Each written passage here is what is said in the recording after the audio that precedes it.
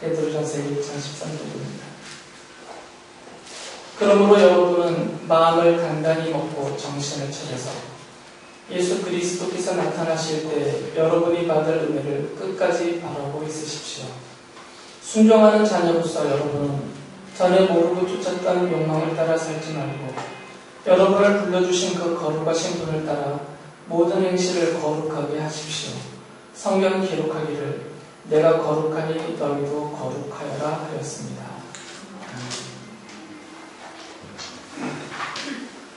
제 아내가 늘 저에게 하는 말이 있습니다. 주일학교 설교를 훨씬 더 잘한대요. 왜 어른예배 설교는 주일학교 설교처럼 이렇게 쉽게 재밌게 못하냐고 늘 저를 구박을 합니다. 그래서 오늘 주일학교에 설교하듯이 한번 해볼까 마음을 먹었다가 괜히 또 어색해서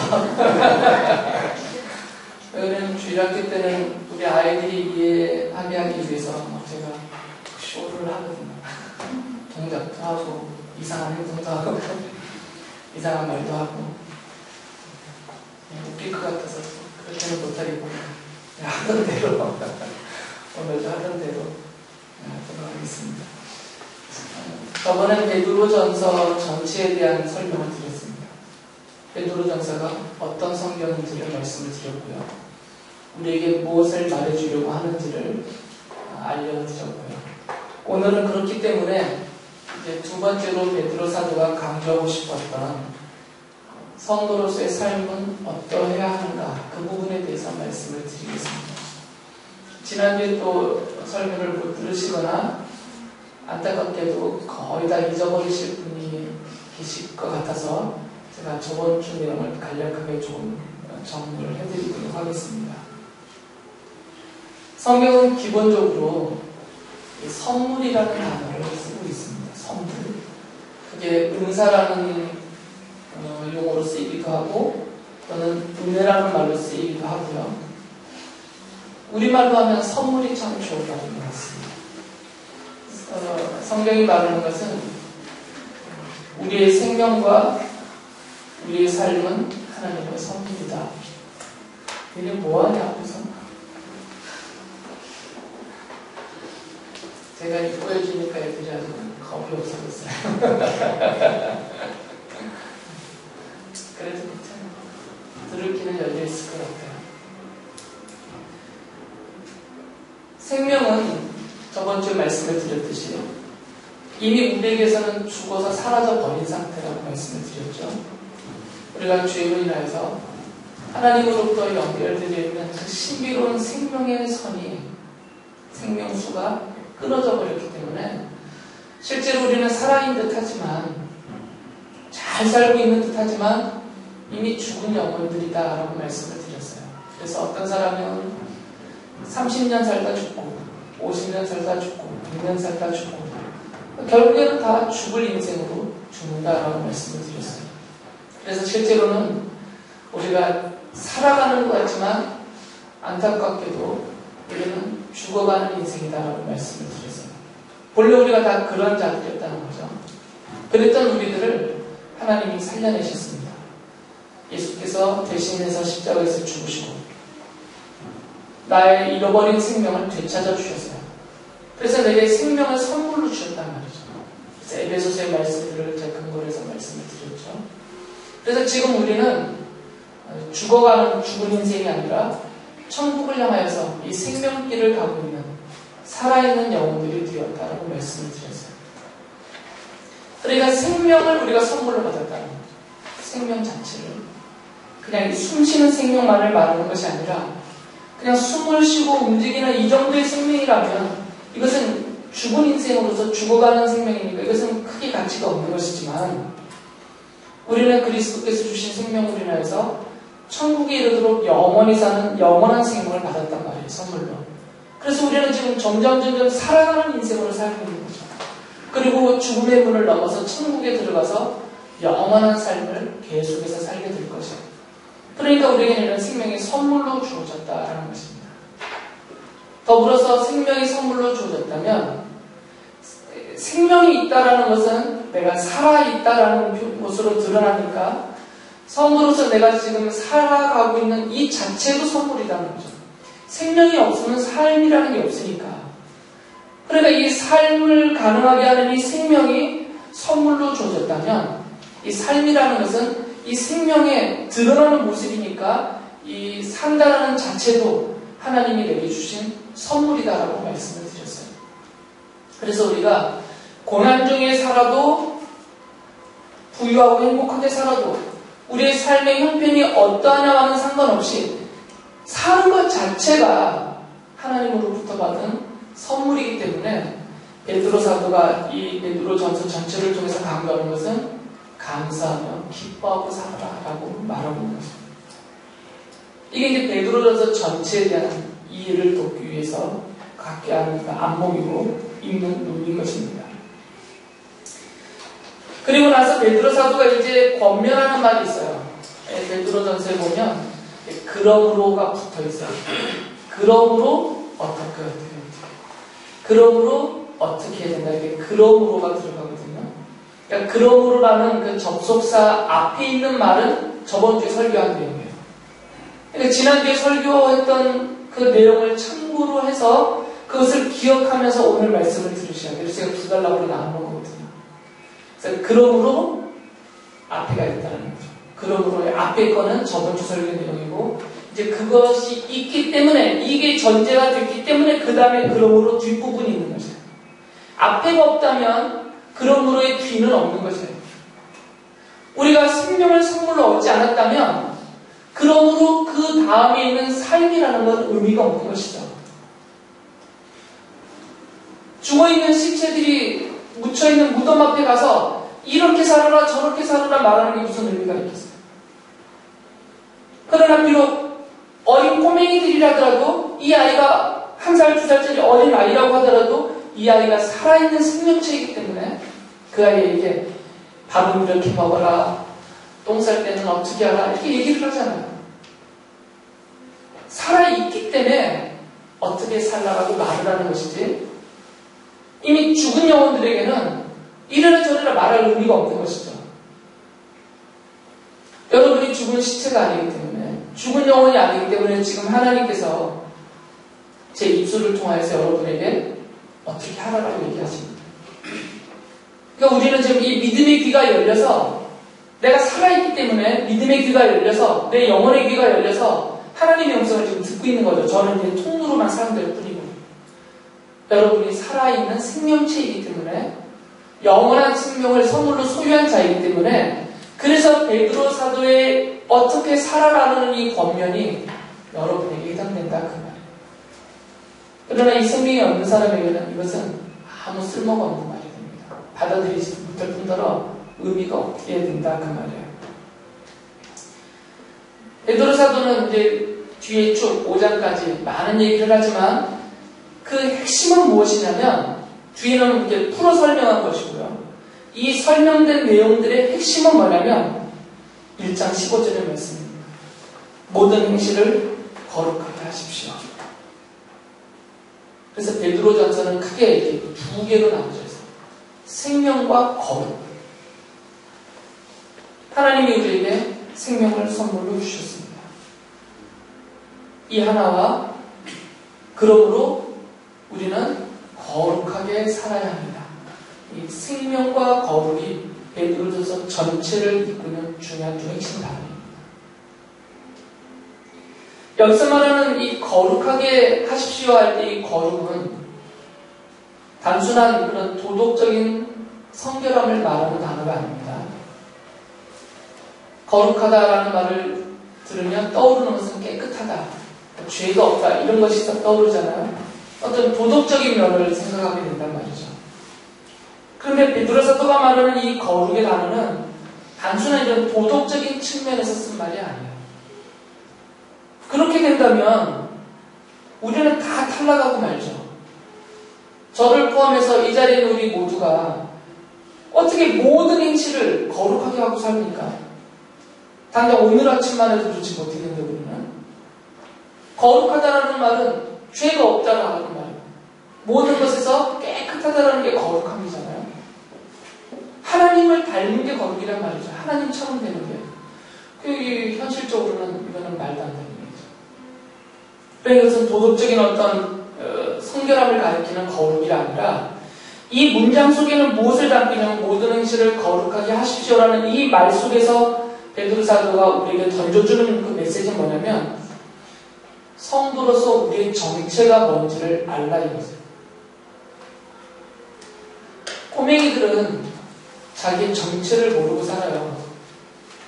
얘네들도 몰라요, 사실은.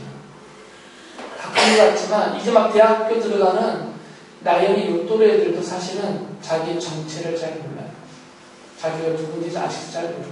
왜 그러냐면 죄송한 말씀이지만 장로님도 아직도 헤매고 계시기 때문에 우리는 죽을 때까지도 나의 정체가 항상 헷갈리고 살아요. 목사님 저도 저의 정체가 좀 헷갈려요. 그러니까 맨날 딴짓을 한단 말이죠.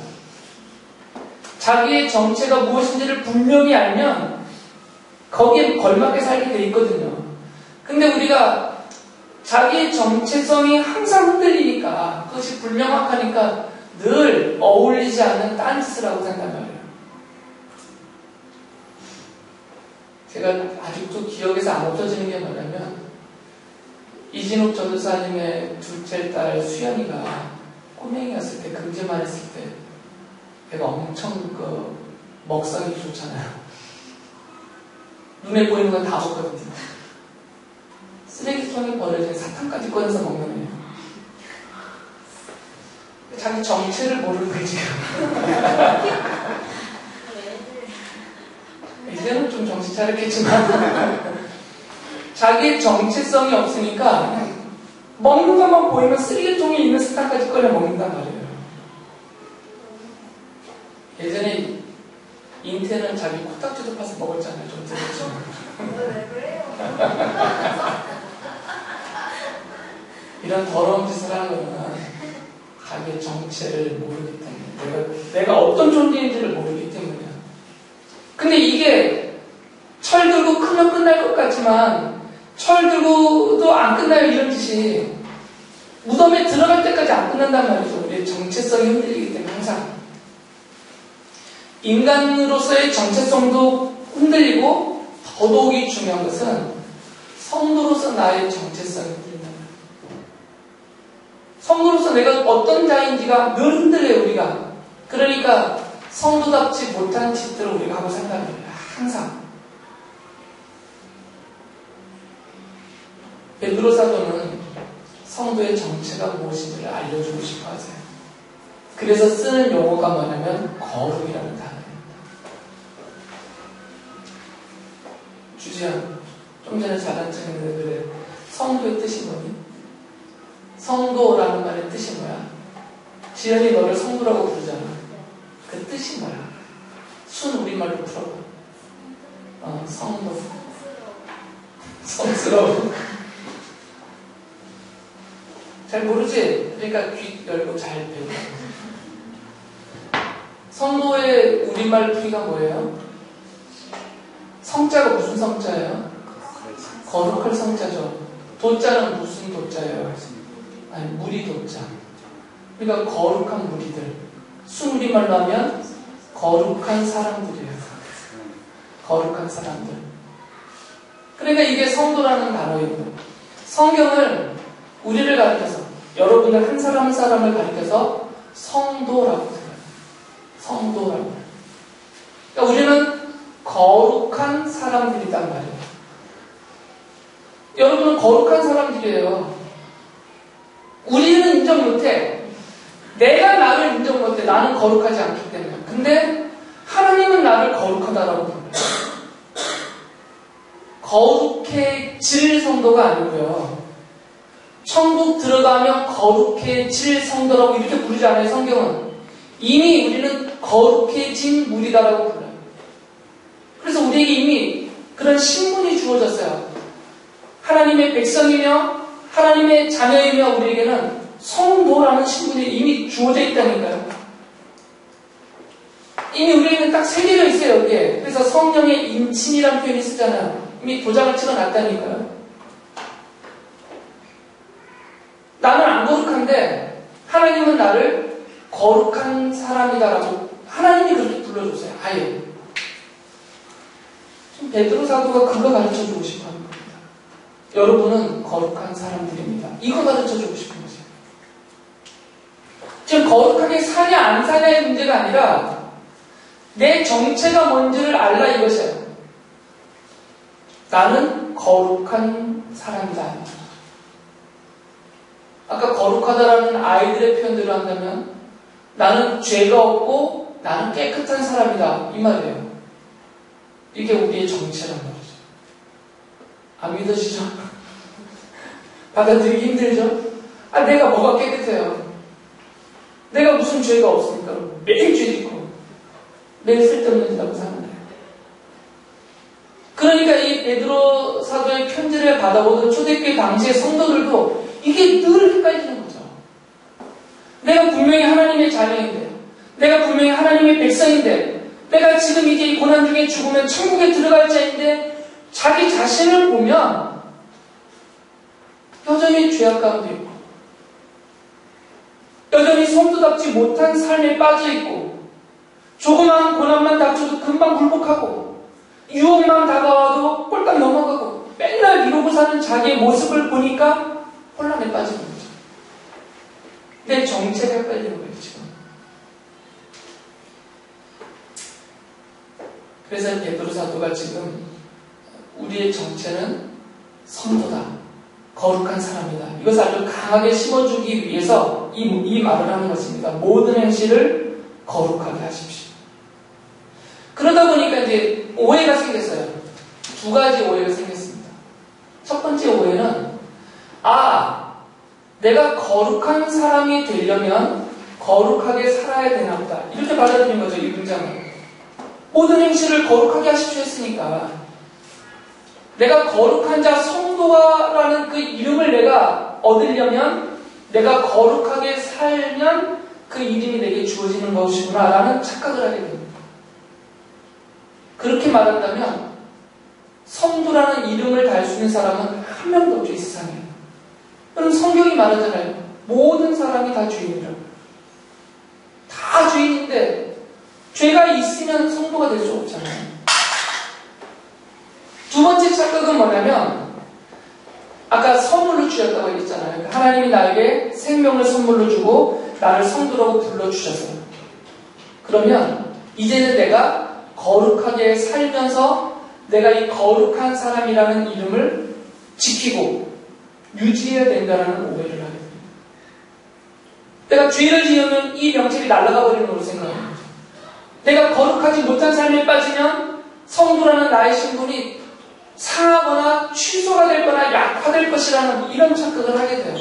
그래서 늘 지옥갈 걱정을 하게 되버리는 거죠. 이런 두 가지의 오해와 착각에 빠지게 됩니다. 근데 베드로 사도가 말하는 것은 그런 생각하라고 말씀하신 게 아니라고요, 이 본문은.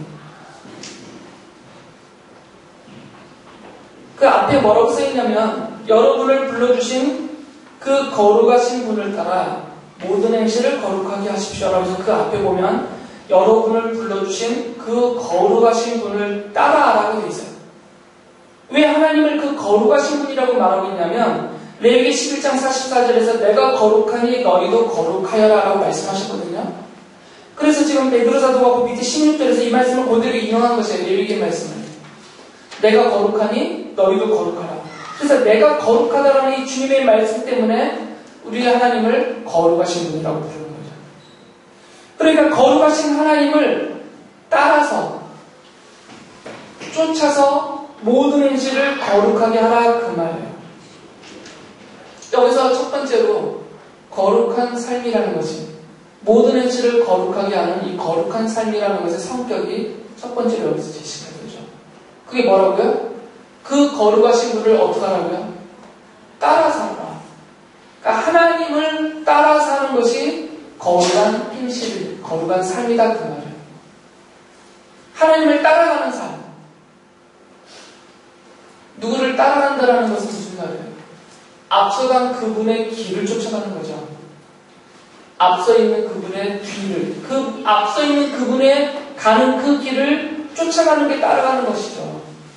아니, 선생님은 여기로 가는데 나는 저쪽으로 가면서 내가 선생님 따라갔다 이렇게 말하지 않잖아요. 아이들이 엄마를 줄줄 따라가는 얘기는 엄마보다 앞서 있는 것이 아니라 까불을 대고 막 앞으로 뛰어가긴 하지만 결국 엄마가 가는 길을 가는 거죠. 엄마가 가는 그 길을 따라가는 것이 따라가는 표현이란 말이에요. 그래서 성도가 누구냐? 앞서 계신 하나님을 따라가고 쫓아가는 자가 그 말이죠. 그러니까 거룩한 행실이란 무슨 말인가? 앞에 계신 하나님에 향해서 그 길을 그냥 따라가는 것이 거룩한 삶이에요. 따라만 가면 되는 것이죠. 그래서 여기에서 이제 또 문제거리가 뭐냐면, 그러면 하나님이 우리 앞에 먼저 가시면서 보여주신 그 길이 뭐냐가 문제예요. 길. 그게 뭐겠어요? 혹시 여러분 앞에 하나님이 짜자잔 나타나셔서 이 길 이리 오라 하고 막 길을 보이시는 경험하시는 분들 있어요? 거의 없죠? 하나님은 그렇게 길 보여주시는 분이 아니거든요. 하나님이 모든 죄인들이 생명을 선물로 받고 하나님을 따라서 이 거룩한 삶을 살게 하기 위해서 하나님께서 우리 앞에 하나의 길을 열어주셨습니다. 길. 그 길만 들어서서 그 길로 가면 되는 것인데 하나님이 이미 우리를 불러주셨으니까 이 길로 이미 불러모셨다 그 말이죠. 우리가 찾아온 것이 아니고 내가 노력할 길을 닫고 나가는 것이 아니라 이미 하나님이 만들어 놓으신 그 거룩한 길, 그 생명의 길을 만들어 놓으셨고 나를 거길로 불러주셨다라고 말씀합니다. 여러분을 불러주신이라고 말하잖아요. 그 생명의 길을 우리를 이렇게 불러다 놓으셨단 말이죠. 나를 불러놓으셨기 때문에 내가 갈 수가, 벗어날 수가 없는 거죠. 하나님이 만드신 길에 나를 불러놨습니다. 그 길이 뭐냐면 예수님이 직접 하신 말씀이에요. 요한복음에서 예수님이 이런 말씀하셨죠. 요한복음 14장 6절에 보면 예수께서 이르시되 내가 곧 길이요 진리요 생명이니 나로 말미암지 않고는 아버지께로 올 자가 없느니라 라고 말씀하셨어요. 우리를 불러주신 그 거룩하신 분을 따라가는 것이 거룩한 삶이에요. 그런데 그 아버지 하나님, 예수님께서 부르시는 아버지 하나님이시죠. 아버지 하나님을 따라가는 것이 거룩한 삶인데 아버지 하나님이 저 앞서 가고 계시단 말이에요. 그럼 우리는 여기서 그 하나님을 따라가려면 중간에 길이 있어야 되는데 이 길이 뭐냐면 예수님이 말씀하셨어요. 그러니까 나를 통하지 않고는 아버지를 구출할 수 없다 그 말이에요. 예수님이라는 길이 아니고서는 하나님을 따라갈 수가 없다 그 말입니다. 그래서 예수님께서 바로 이 생명의 길이고 거룩한 길이다라고 말씀합니다. 그럼 이제 명확해진 것 두 가지가 있습니다. 모든 행실을 거룩하게 하십시오. 이 말에 담겨있는 명확한 두 가지. 첫째는 어떻게 하는 것이 거룩하게 하는 것인가? 누구를 따라가는 것이라고요? 하나님을 따라가는 것이라고요. 하나님. 여러분을 불러주신 그 거룩하신 분을 따라가게 되어 있잖아요. 그러니까 그 거룩하신 분은 하나님이란 말이죠. 그러니까 우리는 하나님을 따라가는 삶을 살면 되는 거죠. 그렇게 살라고 하고 있으니까. 그런데 그 하나님을 따라가려면 하나님 앞에 향해서 열려있는 길이 있는데 이 길로만 가야 된다는 얘기죠. 근데 이 길은 뭐라고요? 누구라고요? 이 길은? 예수님이시랍니다. 이제 거룩한 삶이 무엇인지가 분명해집니다. 거룩한 삶은 하나님을 향하여서 하나님을 따라가는 것인데 아버지께로 올 자가 없어요. 예수님이 아니시면. 그러니까 예수님이라는 이 생명의 길, 진리의 길을 통해서만 하나님에게 갈 수 있으니까 이 길로 가는 것이 거룩한 삶이다 그 말이에요. 모든 인생은 다 길을 가고 있습니다. 그래서 인생길, 인생여정 이런 표현을 쓰잖아요. 현재 이 땅에 한 70억의 사람들이 살고 있는 것 같은데 70억의 사람의 70억 개의 인생길이 다 있어요. 부부가 사이좋게 앉아있지만 두 사람의 인생길이 다릅니다. 혼인 서약할 때는 평생 손잡고 같은 길 가자고 서약하지만 실제로는 다 자기 길 가고 있어요. 다 다른 길 가고 있어요. 늘 남처럼 살잖아요. 그래서 길이 다르니까 이거는 억지로 한 길을 만들 수가 없어요. 그러면 한 명이 죽어야 돼요. 70억 개의 인생길을 쭉 펼치고 사람들이 살아가지만 나중에 가면 한 군데서 다 만납니다. 결국에는 한 군데서 다 만나게 돼 있어요. 거기가 어딜까요? 죽음에서 만나요. 죽음 앞에 가면 다 종착점이 죽음이라니까요. 이 김찬희 목사의 인생길도 목사로서 이렇게 막 살아가지만 결국 끝에 가면 죽음 앞에 만나게 됐어요. 죽음 앞에서 다 만나요. 우리 아이들이 이제 죽음 얘기하는 게 실감이 안 나겠지만 얘네들도 결국에는 아무리 잘난 척하고 아무리 화려하고 아무리 멋지게 인생을 살았다 하더라도 결국 어디 가서 다 만나냐면 죽음 앞에 가면 다 만나게 돼 있어요. 그러니까 인생길이라는 것은 70억 개의 길이 아니라 하나의 길밖에 없는 거죠. 죽음을 향해서 가는 길밖에 없는 거죠. 가는 길이 다른 길이죠. 성격은 똑같다 그 말이에요. 그 길이 완전히 성격상 다르면 종착점이 다 달라야 되죠. 근데 종착점이 다 똑같다니까요. 결국은 죽음에 다 도달하게 됐으니까 길은 하나밖에 없는 거죠. 인생길. 그런데 저번 시간에도 말씀드렸듯이 그 죽음 앞에 인생길의 마지막 지점인 도착점인 죽음 앞에 도착하게 되면 그 앞에 문이 있단 말이죠. 죽음이라는 문. 이 죽음이라는 문이 열리는 순간 모든 인생길이 다 한 길인 줄 알았는데 죽음의 문이 열리는 순간 우리는 발견하게 돼요. 아, 인생길이 두 갈래구나. 하나는 그냥 똑같이 그냥 죽음을 향해 달려온 것 같은데 하나는 죽음의 문이 열리니까 바로 지옥인 거죠. 어둠과 지옥이 당해요. 그런데 어떤 사람에게는 그 죽음의 문이 열리니까 천국의 영원한 생명이 주어지는 거죠. 이 땅에 살아오는 동안에는 다 똑같은 길을 온 것 같아요. 다른 것 없어 보인단 말이죠. 교회 안에 있는 우리들이나 교회 바깥에 있는 저분들이나 똑같은 인생살이 살아오는 것 같아 보이지만 문이 열리는 순간, 죽음의 문이 열리는 순간 살아온 인생길이 이게 같은 길이 아니었구나가 발견되는 것이죠.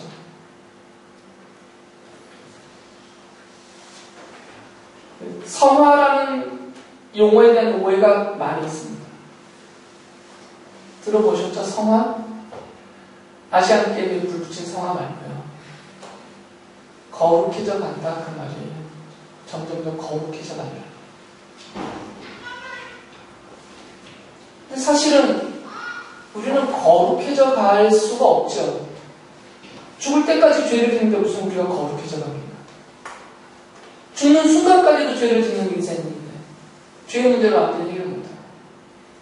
아무리 성도여도 아무리 신앙생활 수십 년을 했더라도 우리는 거룩해지지 못해요. 실제적으로는. 그러니까 성화 자체가 어려운 거죠. 그래서 우리가 뭐 성화의 과정을 가고 있다. 이 말 자체가 사실은 성경적으로 보면 적합한 표현은 아니에요.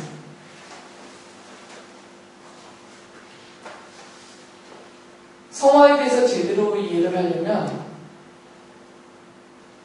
우리는 원래 거룩한데요. 원래. 왜 그러냐고요? 하나님이 여러분을 이미 거룩하다고 인정해 줬잖아요.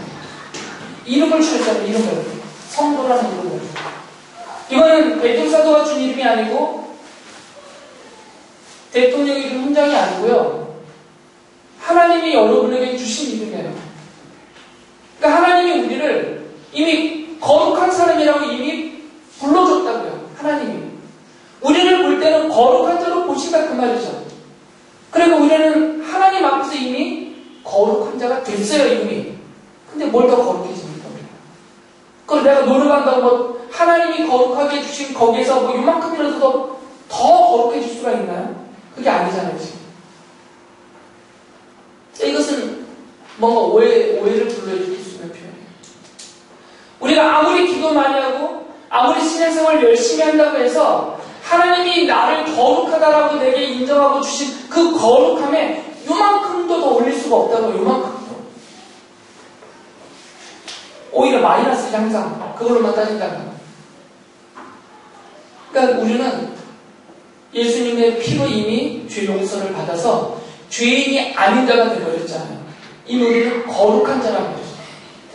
그럼 뭐 더 거룩해져 갈 필요가 없는 것이 이건 말이 적용이 안 된다 그 말이에요.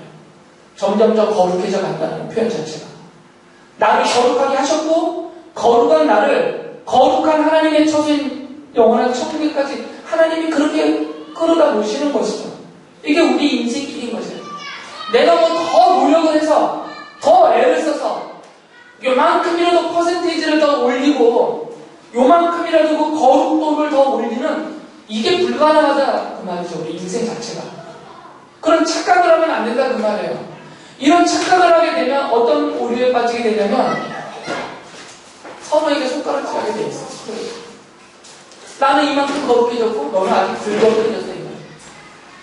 나는 이렇게 기도 많이 하는데 너는 기도 이만큼밖에 안 하지. 이게 거룩의 차이처럼 말하게 된다는 거예요. 나는 헌금을 이만큼 하고 너는 이만큼 하고 나는 교회 봉사를 이만큼 하고 너는 아예 안 하고 이런 거 가지고 서로 손가락질하고 서로 평가하게 돼 있다고요. 서화라는 이것 때문에. 근데 아까 처음에 말씀드린 게 뭐예요? 기본적인 거. 이건 절대 잊으면 안 되는 거. 내 생명이 뭐라는 거예요? 하나님이 주신 선물이잖아요. 내가 산다는 것 자체도 하나님이 주신 선물이라는 거예요. 그러니까 본질적으로는 내 것이란 없다 그 말이에요. 소유에 있어서도 내 것이 없고 삶에 있어서도 본질적으로 내 것이라는 것은 아예 없다 그 말이에요. 그러니까 거룩하게 살아야 된다. 그 말은 뭐냐면 하나님이 나를 거룩하게 해주셨고 그 거룩하신 하나님이 내 앞에서 거룩한 처소를 마련하시고 그 길을 열어주셨는데 그 길이 예수 그리스도라는 생명의 길이란 말이죠. 그럼 한 가지밖에 없는 거예요. 이 길을 가는 방법은 믿음으로 가는 거죠. 착한 행실, 거룩한 행실로 이 길을 가는 것이 아니라 그 길은 이 십자가의 길이기 때문에 믿음으로 가는 것입니다. 그래서 고난 중에도 믿음으로 살아라. 이게 베드로 사도의 말이잖아요. 고난을 당하고 있느냐? 믿음으로 가라. 그 말이에요. 역경에 빠져 있느냐? 믿음으로 가라. 혹시 부유하냐? 믿음으로 가라. 다른 방법이 없으니까 이 길이 영원한 생명의 길이니까 다른 방법이 없으니까 이 길은 오직 믿음으로만 가는 길이니까 믿음으로 살아야만 한다. 이 말이 지금 모든 행실을 거룩하게 하십시오라는 그 말 속에 담겨있는 뜻인 것이죠. 우리의 정체를 알려주고 그 정체에 맞는 삶의 방향을 잡아주는 것입니다. 그래서 베드로 사도는 늘 이런 말을 해요. 우리는 이 땅에 사는 동안 나그네다. 나그네 인생이다. 옛날 노래 그 인생은 나그네길 얘기하잖아요. 너무 성경적이야. 정말 나그네길이잖아요. 우리 인생은 나그네길입니다. 그러니까 이 땅에는 우리의 거룩한 유산이 없기 때문에 우리가 받을 유산이 없기 때문에 우리는 그냥 나그네길을 가고 있는데 이 나그네길이 어떤 길이냐면 하나님을 따라가는 예수님이라는 생명의 길을 따라가는 그 나그네길이다. 주저앉아서 눌러앉아서 여기서 천년만년 살 것처럼 그렇게 생각하고 사는 인생이 아니다. 그 말입니다. 그런데 여기서 끝이 아니고요. 베드로 사도가 뒤에 이어서 실제적인 생활 방식을 가르쳐줘요. 크게 세 가지를 말해주는데 어떻게 하면 우리가 거룩한 삶을 살 수 있는가? 첫째로 무엇을 말해주냐면 2장 11절에 보면 사랑하는 여러분, 나는 나그네와 거류민 같은 여러분에게 권합니다. 영혼을 거슬러 싸우는 육체적 정욕을 멀리하십시오라고 말해요. 나를 불러주신 그 거룩하신 분인 하나님을 따라서 예수 그리스도라는 생명의 길을 가는 데 있어서는 첫째로는 육체적인 정욕을 멀리하면서 가야 된다라고 말하고 있어요. 모든 죄는 이 육체의 정욕에서 나오기 때문에 어떤 성격의 죄든 간에 그 모든 죄는 그 뿌리가 어디에 있냐면 정욕에 있습니다. 욕심에 있어요. 욕심에서 죄가 나오는 것입니다. 그러니까 죄를 죽이려면 욕심을 버리라 그 말이에요. 득도하라 그런 말이 아니라 내게 있는 육체적인 욕심을 버리란 말이죠. 육체적인 욕심이 뭐냐면 이 땅의 것을 얻고자 하는 욕심이에요. 그런데 저번 주에 말씀드렸듯이 성도인 여러분들에게는 이 땅의 것은 유산으로 주지 않으셨다고 하나님이에요. 우리가 받을 이 유산은 더러워지지 않고 썩어지지 않는, 잃어버리지 않는 거룩한 유산 하늘에 간직되어 있다고 말씀하셨어요.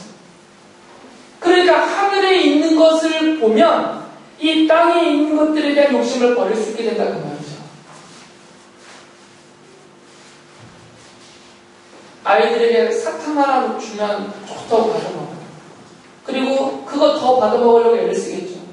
근데 이 아이들에게 아예 사탕을 봉지채 줘봐요. 그럼 이 아이들이 사탕 한 개를 얻고자 애를 쓰게 해서 이 사탕 봉지 자체를 얻으려고 애를 쓰겠어요. 당연히 사탕 봉지 자체를 보겠죠.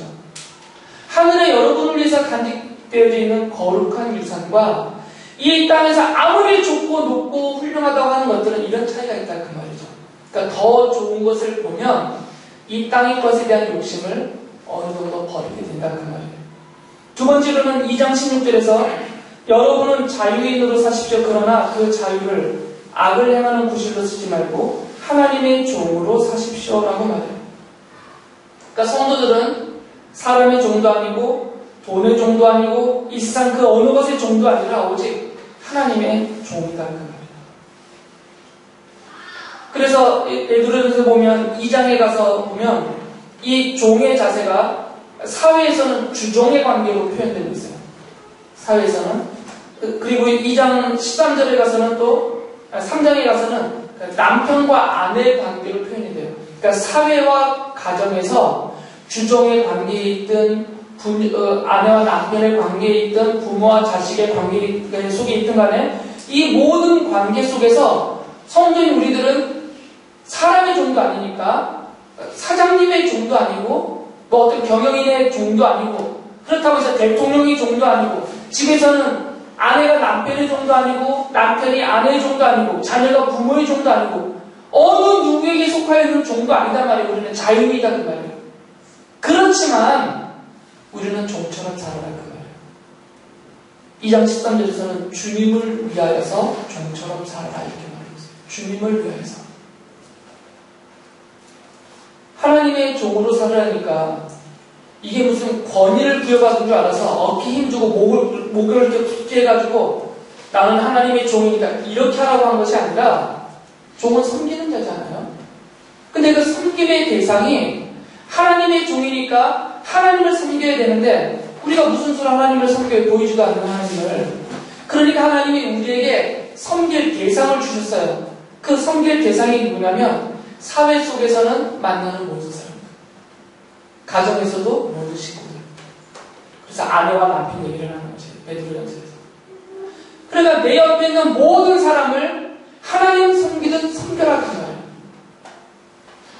그 위에 내가 하나님의 종이니까 너는 내 밑에 있는 그 부하가 아니라 내가 그 사람을 하나님처럼 섬겨라 그 말이에요. 주를 위하여서. 그러면 거룩한 삶을 살기 쉽다 그 말입니다. 그렇다.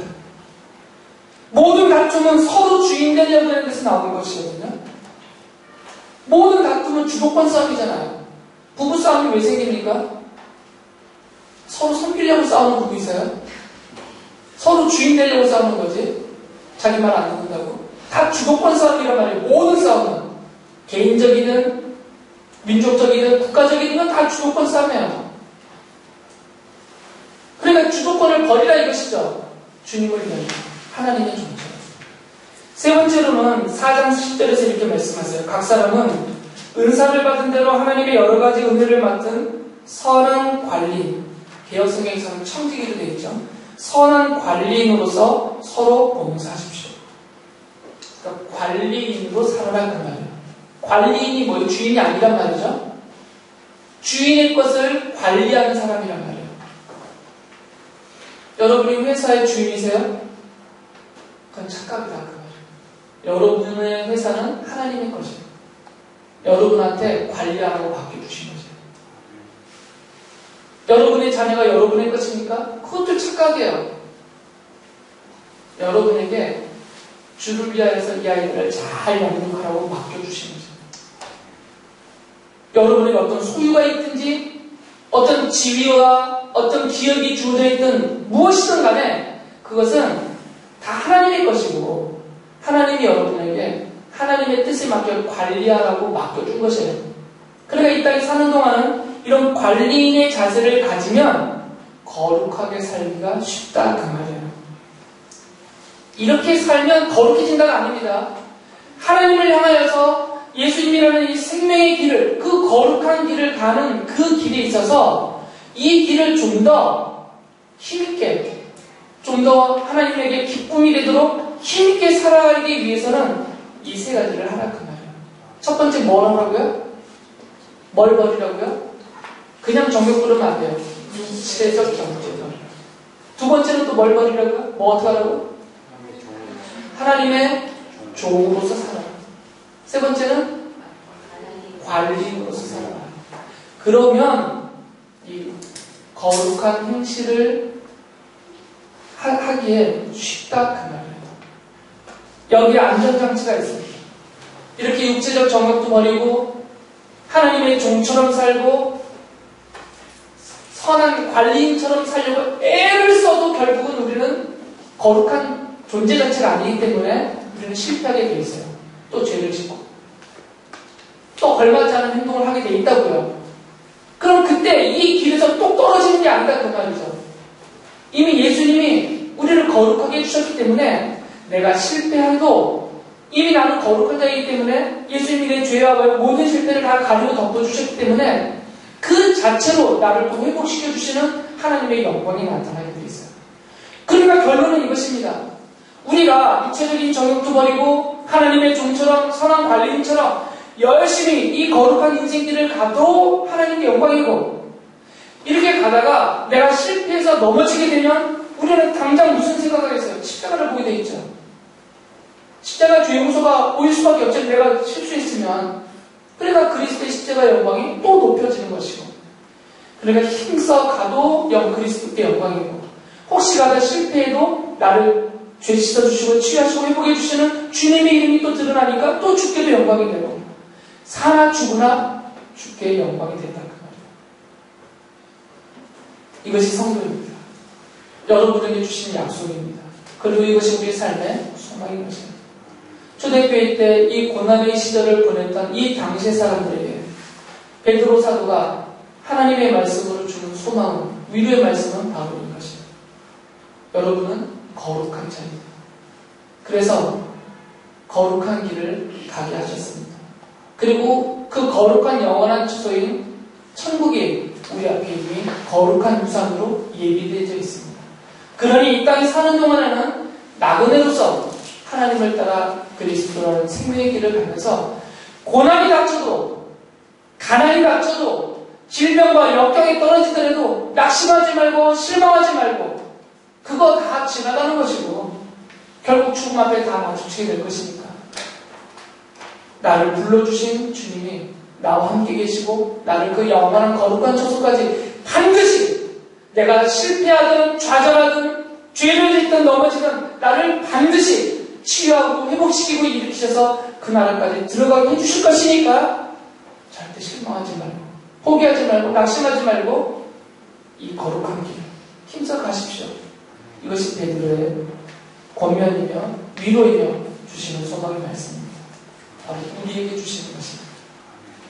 여러분들 이 말씀으로 위로를 받으시고 격려를 얻으시고 소망을 받으시고 이 땅에 남은 인생을 힘있게 여러분을 불러주신 그 거룩하신 분인 하나님을 따라서 모든 행실을 거룩하게 하는 인생들을 되시기 바랍니다.